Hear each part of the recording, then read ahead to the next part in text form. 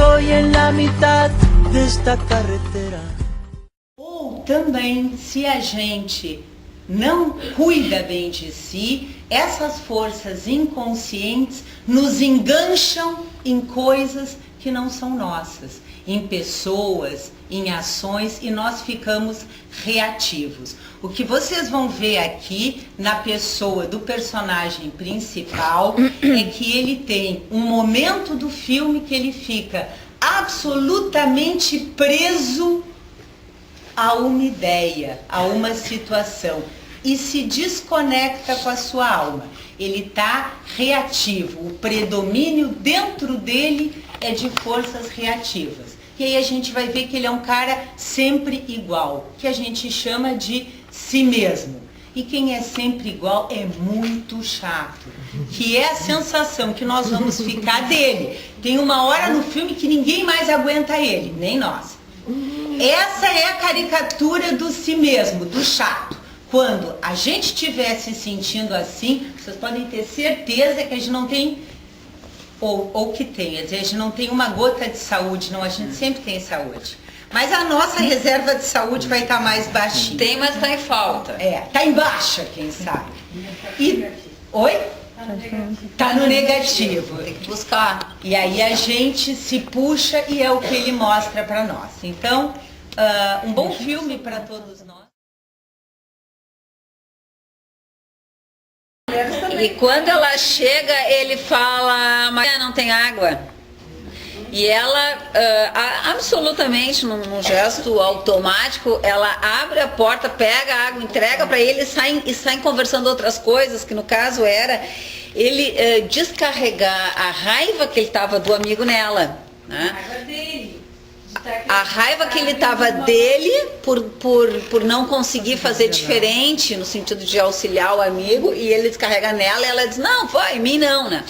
Então, essa brincadeira que vai escorregando, esse jogo de dominó em que uma carta vai batendo na outra e vai provocando consequências, tem a ver com o que eu falei, que há muito tempo eu deixei de protagonizar externamente coisas internas que eu me dou conta que se eu colocar para fora eu vou me complicar muito a vida.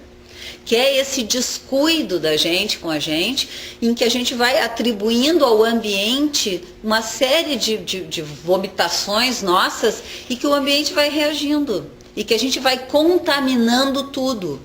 Então é a relação de amizade, é a relação afetiva, é a relação no trabalho, é ele recolhendo as coisas da casa e fechando a mala e se dando conta do peixe, e o peixe já com uma água meio assim, ele pega aqueles peixes, como se aqueles peixes pudessem resistir à viagem e a tudo mais, né? E o interessante é que a gente, olhando para os dois, vai percebendo o desejo de controle um do outro. Porque na cena que ele recebe o telefonema do amigo, o que parece é que ele esqueceu que eles tinham aquela programação da festa. E que ele vai construindo uma mentira com ela para justificar que ele não tinha avisado para ela e que ele inclusive estava convidando ela para ver um filmezinho. Tanto que ele, assim, que ele se deu conta, e aí ele disfarça e continua falando, e aí ele vai para a cozinha e a cena começa ele se fingindo incomodado. Num jogo muito parecido que ele faz com ela, quando ela começa a ter dúvida se quer ir, e ele começa a vesti-la. E aí ele diz, bracinho, aí ela bota o casaco, a blusa, e aí ele traz as botas e bota no pé dela. Então, assim, um jogo que a gente percebe que eles tinham, muito no sentido de tentar induzir o outro a fazer o que quer. Quando os dois estão na fila, ela também usa esse recurso de uma conversa que tenta ir embretando ele. E se isso não fica muito claro na fila, quando eles estão se preparando para ela ir para o aeroporto, e aí ela continua vacilando se quer ir, ele usa o mesmo artifício, ele diz, não vamos então, deixamos tudo isso para um futuro. esse jogo, Blefe. essa tentativa de ir embretando o outro, essa fantasia que a gente tem de que é possível conduzir o outro por um caminho que nos convém, como se aquele caminho que a gente pensa que está conduzindo o outro fosse levar o outro e a gente para um lugar que é bom. Como se esse outro, assim que perceber que esse não é o seu desejo, não possa sair desse caminho a qualquer hora. Então, a gente percebe uma relação muito pouco autêntica, não porque só um queria controlar o outro, porque, como vocês disseram, eles não estavam, cada um, habitados por quem eram. Porque bem no início do filme, parece que ela é quem está decidida aí, que já morou 10 anos nos Estados Unidos, que já tem um passaporte de residente.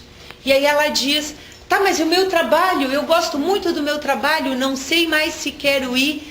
Então, o que a gente vê é quase como se eles achassem, uma hora um, outra hora outro, que a vida os atropelava. A gente diz assim, nesse aqui, ó, no coração, tá? Página 119.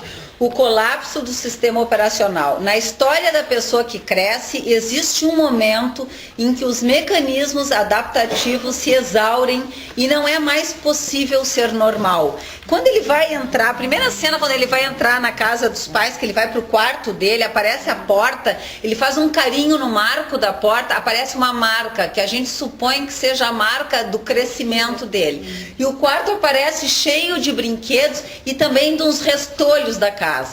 E aí tem duas cenas que marcam então a virada dele no filme, que é quando o psicanalista fica meio de bunda assim pra ele, puta, saco cheio, chega dessa tal da Maria, chega desse troço. A cena seguinte, ele vai buscar o amigo e o amigo diz, que saco, tchê, chega desse troço, chega dessa infância. A cena seguinte, ele vai pra casa e começa a tirar alguns objetos. Aí Aí tira ele um pega avião, o aviãozinho dele e bota numa caixa. e aí ele vai embora. E aí ele começa um processo de se despedir das coisas que já não servem mais, das roupas que não vestem mais. E ele começa uma batida diferente. Uma cena que mostra para nós como nós todos ficamos quando a gente está si mesmo, quando a gente está preso a uma situação, não podendo ser ativo na nossa vida, é ele na bilheteria do cinema. Aquilo é maravilhoso, a vontade vai tirar nele.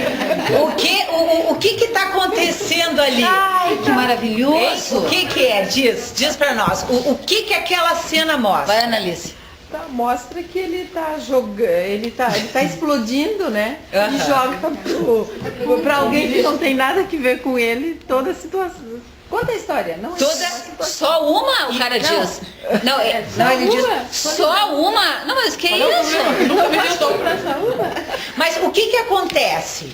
Quando ele ouviu aquele só uma, o que ele pensou?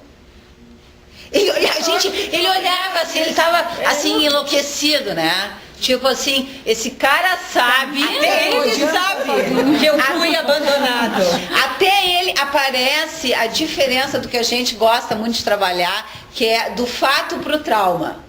O fato é que eu estou sozinho, por favor, uma entrada. Só uma já é tiração de sarro, já é em cima do trauma, já todo mundo sabe que ele está sozinho.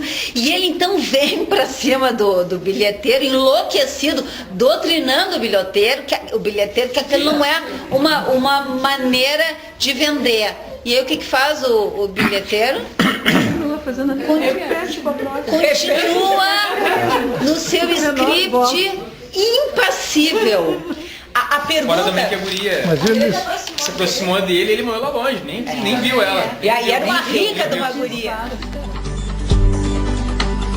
Ya estoy en la mitad de esta carretera.